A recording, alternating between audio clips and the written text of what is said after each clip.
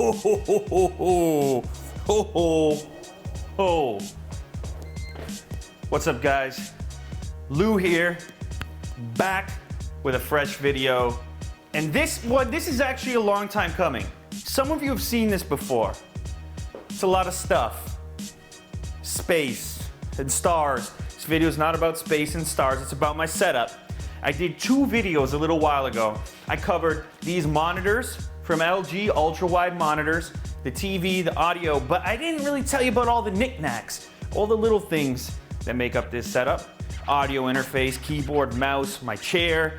Back here I've got some headphones, some hard drives, a computer, everything else that you might want to know about. So this is episode 3. We're gonna conclude everything there is to know about this setup. Before we get into it, big shout out to LG. Without them, this setup would not be possible. And in fact, this setup was the inspiration for a giant giveaway that recently happened. It was called Ultra Wide Festival. Somebody won their dream $10,000 setup. If you want to check out more about that, a link will be in the description. But let's finish.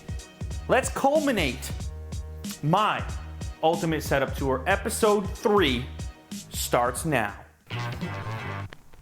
So, as I said, the core of this setup is the displays, but I've already talked about them. Go back and watch episode 1 and episode 2 if you want to know more about them. This video is about all the other things, all the knickknacks.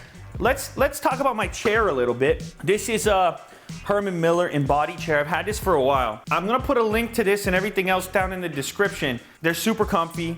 They move around a lot. Like they're kind of flexible and stuff like that. So a pretty decent range of motion, tons of adjustability, and overall just a comfy spot to sit in. Keyboard. Let's talk about keyboard. I've been back and forth on so many keyboards. You guys have no idea. I keep coming back to this one. It's by a company called Phoenix, and I don't know, man. It's just got a smooth vibe to it. Yes, wired. I was hoping to find something wireless, but what's the difference? You don't need to charge it and you have one tiny wire. The mouse, this is the MX Master. I switched from the Performance MX to this. I love the texture of it, the ergonomics, if you will, the way it fits into a hand, into my hand specifically. You could have it connected to a laptop as well as a desktop just by flipping a switch on the bottom. Audio interface. I'm a really big fan of Apogee stuff. I've been using this stuff for a long time. Of course, you can do audio recording on here as well. If you want to send an instrument or a microphone into it, you have a 1/4 inch headphone jack here. Makes me sound beautiful, which is a hard thing to do. Don't nod your head, Jack. Couple of remotes over here. There's actually an Apple TV hooked up to that TV up top. Apple TV to the TV, and then the remote for the 50-inch 4K. Spin around to the corner. These are some new headphones that I've been experimenting with, wireless from Sennheiser. Made a video about these, HDR 185. An open back style, controls right on there. With this little dock, you can be sure that they're always going to be charged. Also a little card reader, which is Velcroed to this LaCie external. I think this is like 6 terabytes. We have other storage, standard Thunderbolt, little mini RAID situation. These things are kind of cool. This dock is for our SSDs that come out of our Shoguns. This is strictly used for editing purposes. The Mac Pro, 12-core Mac Pro. You know, I've been through a couple now. This is actually the second. First one got fried. Maybe it has something to do with what I ask of it.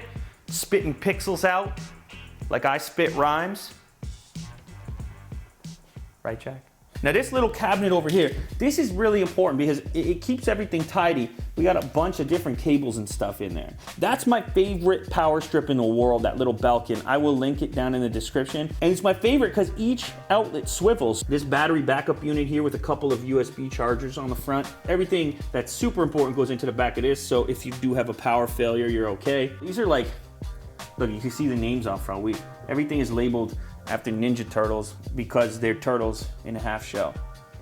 Turtle power. So these guys are super fast, right? Super fast SSDs, and it's one of the few places in history where Shredder and Splinter actually work together. Now this table, a lot of people ask me about this table. It's actually a dining room table for 8. Theoretically, you're supposed to be able to get 8 people around this table. From a dimensional standpoint, just know that this is about 9 feet long, I believe. I almost missed the webcam. You can see this is much wider than your average webcam. See, I'm not that far away from it, and you can see the whole space here. Logitech for Business, the C930E. Look at, watch. Bye-bye NSA. There it is. Episode 3, my ultimate setup. Who knows for how long this is gonna stay this way, but I'm super happy with it right now. Quick preview, gonna be doing something insane on the other side of the room. Super insane. You're not gonna wanna miss it. Subscribe if you wanna check that out.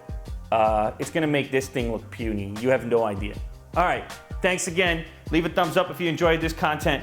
Also, shout out to LG and their Ultra Wide Festival. Go check that out. Link will be in the description. That's it. That wraps it up. Catch you guys on the next episode. Later.